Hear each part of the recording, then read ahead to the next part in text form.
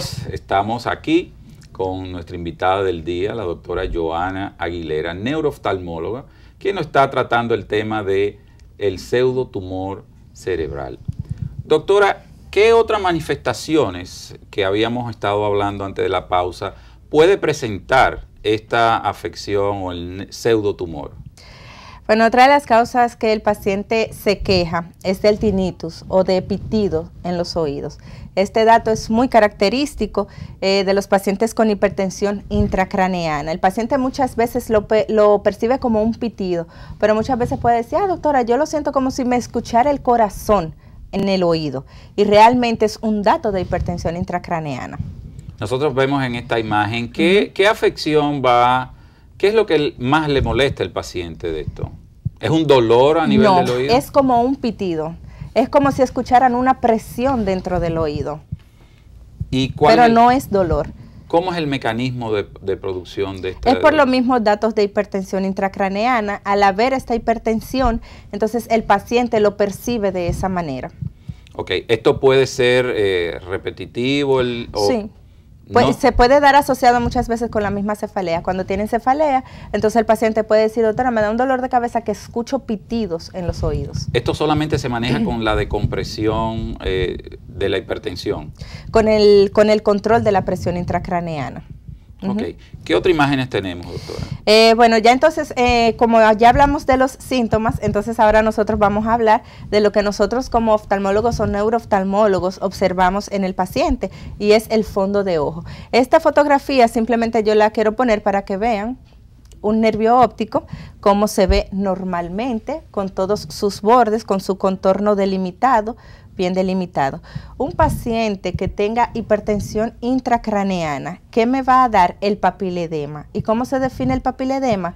Como el edema de los nervios ópticos producidos única y exclusivamente por la hipertensión intracraneana. Hay varios estadios del papiledema, que es lo que nosotros cuando el paciente llega vamos a ver.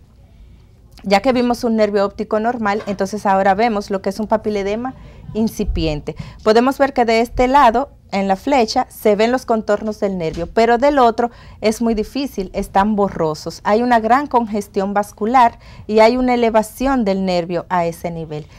¿Esto siempre se va a presentar en los pacientes con el pseudotumor? Sí. Si no hay papiledema, no hay pseudotumor o no hay hipertensión intracraneana. Otra de las etapas del papiledema ya es el papiledema establecido. Aquí podemos ver que se ve muy diferente al primero. Está elevado, hay oscurecimiento de los vasos, hay una gran congestión vascular también y una hiperemia. Esta fotografía, como nosotros podemos ver aquí, no vemos el nervio óptico. Esto es lo que nos habla con todas estas hemorragias. Y vemos aquí lo que son los exudados algodonosos que nos hablan de una isquemia o de infarto de las fibras nerviosas. No podemos ver el nervio. Si nosotros encontramos un nervio de esta manera, nosotros decimos que ha habido un aumento abrupto o agudo de la presión intracraneana. ¿Esto ya va a afectar en este estadio, doctora, la visión del paciente? Sí, puede tener una mala visión el paciente por ese grado de edema y por las mismas hemorragias. Una vez ya disminuidos los niveles de presión, todo que vuelva a la normalidad, ¿puede afectarse la visión del paciente o puede quedar con un daño permanente de su visión, doctora? Bueno, sí puede quedar con un daño permanente, como ya hemos venido diciendo, si hay un aumento sostenido de la presión intracraneana, si no se da tratamiento adecuado a esa hipertensión intracraneana, el paciente puede quedar con un déficit.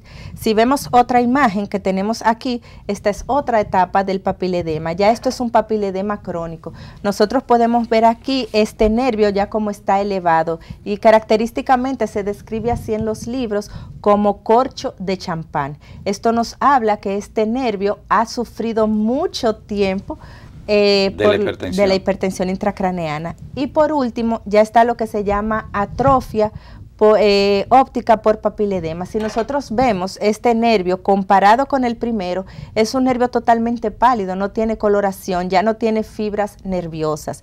Y a diferencia de la atrofia producida por otras causas como una neuropatía otra patología, vemos que esta es una atrofia que se llama a sí misma una atrofia sucia, como que le ha caído tiza y la han limpiado.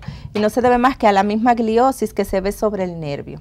Esta es una atrofia característica. Ya este paciente nosotros podemos decir que no tiene visión, porque no hay fibras nerviosas. Y es a lo que no queremos llegar. Ok, usted había mencionado al principio de la cronicidad que está relacionado con el daño permanente. ¿Qué tiempo promedio puede existir para que una paciente que va a desarrollar un pseudotumor llegue ya a esta fase atrófica que usted bien ha definido? Realmente no hay un tiempo delimitado, no hay un tiempo que yo pueda decir, bueno, de aquí a un mes yo me voy a quedar ciega, porque en realidad no depende tampoco exclusivamente de eso, sino de los datos de la misma hipertensión intracraneana, de qué tan elevado está. La presión intracraneana regularmente va desde 80 hasta 150 milímetros de agua. Esto lo vamos a discutir más adelante, pero realmente una presión muy alta, sostenida, puede dañar un nervio en poco tiempo también. O sea, eso depende del grado de hipertensión. ¿Esto se podría relacionar con la velocidad de la instalación? O sea, casos agudos versus los casos crónicos. ¿Cuál va a presentar un daño más profundo? El crónico, realmente. Sí. Un daño agudo, el paciente puede perder la visión y acude inmediatamente. Algo crónico, el paciente va a ir perdiendo paulatinamente la visión, la va perdiendo progresivamente. Y eso el paciente, no, yo estoy viendo menos, y lo va dejando. Entonces ya cuando llega a una etapa, entonces ya tiene peor visión. Ahora, una instalación aguda, el paciente dice, no veo, y acude inmediatamente al oftalmólogo. Ok, los cambios a nivel de la visión que se van a ir presentando, usted mencionó en la parte inicial los oscurecimientos transitorios. En cuanto a la calidad de la visión del paciente, ¿puede presentar alguna manifestación? Sí, un paciente con un pseudotumor cerebral, con un papiledema, me puede llegar con una visión de 20/20, pero de mala calidad. El paciente dice, doctora, yo veo, pero lo veo borroso, no lo veo bien. Y esa es una de las características. Habíamos mencionado anteriormente de los exámenes que se indican. Usted mencionó que habían unos de consultorios, otros de baterías de laboratorio. ¿Cuáles son los que se indican directamente para manejar estos casos? Bueno, algo que yo debo de decir es que el pseudotumor cerebral es un diagnóstico al cual se llega por exclusión. Es una patología de exclusión. Yo tengo que descartar otras causas de pseudotumor, como por ejemplo, ya usted mencionó el uso de medicamentos o la presencia de alguna tumoración. Pero inmediatamente yo tengo un paciente que yo estoy sospechando un pseudotumor cerebral, yo debo de mandar a hacer un hemograma para descartar cualquier proceso infeccioso que me pueda estar dando una hipertensión intracraneana. Debo de realizar pruebas renales, debo de realizar pruebas tiroideas porque se ha asociado el pseudotumor cerebral en hipotiroidismo. Debo de realizar el VDRL o prueba de sífilis, colesterol y triglicéridos y glicemia. Básicamente esas son las analíticas que me dicen a mí que no hay otra causa que me esté produciendo esto. Cuando usted menciona de infecciones, ¿cuáles son las más comunes que podrían estar causando estos problemas? Meningitis. Una meningitis. Puede causarme un aumento de la presión, pero no es un pseudotumor. Puede causarme un aumento de la presión intracraneana. Y es algo que nosotros debemos de descartar. Todo esto en la historia ustedes van haciendo... Sí. Porque habitualmente la meningitis o ese proceso infeccioso a nivel cerebral me va a producir otras dolencias en el paciente, por así decirlo. El pseudotumor no me da ninguna afectación neurológica, o sea, el paciente no va a llegar, me duele la cabeza y se me durmió a un lado. No, el paciente simplemente me duele la cabeza. Ahora una meningitis me incapacita al paciente. Muchas veces refieren rigidez de nuca o puede que se le duerma a un lado para que entiendan así, eso básicamente. Ok. Como esto está relacionado directamente con la obesidad, sabemos que existen los índices de masa corporal o qué % de sobrepeso es el promedio que estas personas van a tener para ya empezar a debutar con este pseudotumor, doctora. Bueno, ya cuando el paciente llega a la consulta y nosotros vemos que es un paciente un poquito gordo, entonces nosotros el índice de masa corporal se saca con una relación de lo que es el peso y la talla. Hay una fórmula para sacarlo. Y dependiendo de este índice de masa corporal, como vemos aquí, entonces nosotros vamos a clasificar si un paciente está en su peso ideal, está en sobrepeso o está obeso.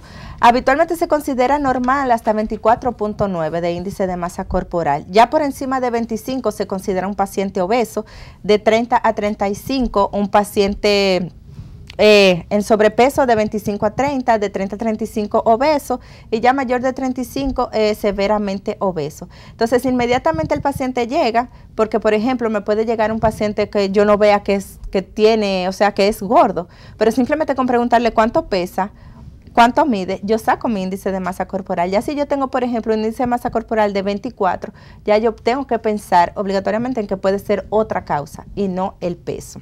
Hay muchas veces que el pseudotumor se instaura en pacientes que aumentan rápidamente de peso, no en pacientes muchas veces que van cogiendo peso progresivamente, sino en aquellos pacientes que de un momento a otro se eleva el peso inmediatamente.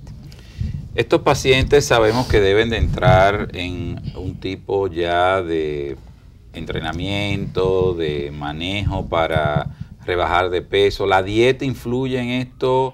¿O cuáles son las medidas más rápidas que pueden tomar para contrarrestar esto, aparte del ya el plano quirúrgico que usted había mencionado? Bueno, el paciente debe de comer o ingerir comidas bajas en sal, bajo en carbohidrato y bajo en grasa, básicamente. Y estilos de vida, caminar, correr, hacer algún tipo de ejercicio. Ok. Usted ha mostrado en las imágenes anteriores que esto repercute directamente sobre lo que es el nervio óptico. ¿Existen pruebas específicas para usted poder evaluar estas afecciones en esta estructura? Sí. Clínicamente, ya como mencionamos, el fondo de ojo, que es muy importante. ¿Cómo vamos a ver ese nervio? Lo segundo que nosotros hacemos es el campo visual computarizado, como vemos aquí, o el campo Humphrey. Esto es el campo en los pacientes con pseudotumor cerebral. Regularmente lo que van a tener es un aumento de la mancha ciega. Esto negro que nosotros vemos aquí corresponde a la representación en el campo visual del nervio óptico. Entonces va a haber un aumento. Aquí hay un aumento de la mancha ciega y es simplemente por el edema. Pero pueden verse también escalones nasales, como vemos aquí, que son todos estos punticos negros que vemos superior e inferior. Pero puede llegar un paciente que ya, por ejemplo, tenga una atrofia o un papiledema crónico, que haya una constricción total del campo visual, o sea, un campo visual totalmente negro. Clínicamente, ¿cómo se manifiesta, cómo nota el paciente estos cambios en su campo visual? Muchas veces lo pueden referir como escotomas o círculos negros que ven, que es la pérdida del campo visual. Así lo refiere el paciente. Incluso pueden tener defectos altitudinales, dependiendo ya del grado de edema del nervio. Estos son los pacientes que van a ver una sombra, un área negra del campo visual, exactamente. ¿Estos cambios son permanentes o transitorios? Si se disminuye la presión, pueden ser reversibles. El campo visual puede mejorar. Pero si ya hay una atrofia, o sea, es muy difícil que se recupere el campo visual. Usted ha mencionado el estudio de campo visual.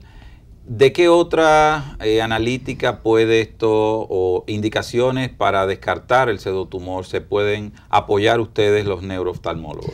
Ok, otra cosa es la tomografía del nervio óptico, como vemos aquí en esta imagen. Esto es una tomografía. La tomografía del nervio óptico lo que me va a dar es las medidas anatómicas que tiene el nervio óptico como tal y el grado de las fibras nerviosas. Las fibras nerviosas, que es este parámetro que nosotros vemos aquí, donde tengo la flechita, que van de 80 a 110. Eso es lo normal en un paciente. Ahora, un paciente con papiledema me van a dar fibras muy elevadas, como podemos ver aquí en 172 y 164. La OCT realmente nosotros la mandamos a hacer para que el paciente pueda ver una mejoría en lo que es el edema de sus nervios, porque muchas veces el paciente puede seguir yendo a la consulta y nosotros decir tiene menos edema, pero el paciente dice, doctora, yo tendré menos edema, pero yo veo igual. Entonces con la OCT nosotros comparamos y le demostramos al paciente qué tanto ha disminuido esas fibras nerviosas, ese edema. Excelente, doctora Aguilera, toda su exponencia sobre lo que es el pseudotumor cerebral, y recuerden que lo importante es tener la información necesaria. Esos dolores de cabezas persistentes que no mejoran con ningún tipo de analgésico de uso rutinario, pues ya debe de alertarlo que ustedes deben de ir a una evaluación y directamente sobre lo que es la especialidad ya de la neurooftalmología. Amigos televidentes, no se muevan de sus asientos, vamos a una pausa y en un parpadeo retornamos nuevamente con ustedes.